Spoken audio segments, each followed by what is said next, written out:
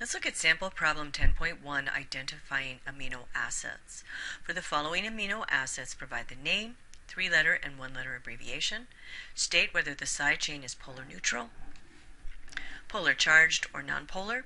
State whether the side chain is hydrophilic or hydrophobic, and identify the functional group in the side chain. So pause the video and we'll go over it in just a minute.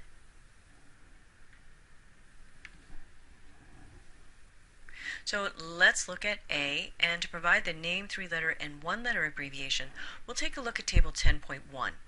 I notice that the side chain is a CH2 and an aromatic ring, so that will help me identify this in table 10.1. Since the side chain had only carbon and hydrogen, I knew that it would be a nonpolar amino acid, so that's where I began my search. And here it is, phenylalanine. So the 3-letter code is PHE and the 1-letter code is capital F.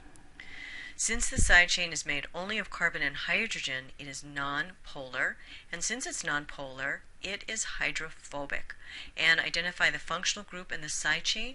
This is an aromatic functional group. Let's look at B. I notice that each side chain has a hydroxyl group, so I know that this is a polar amino acid. Looking in table 10.2, I find this amino acid right here. It's serine, and it is abbreviated SER is the 3-letter code, and capital S is the 1-letter code. And it's a primary alcohol as its functional group, since this hydroxyl is bonded to a carbon that has 2 hydrogens bonded to it.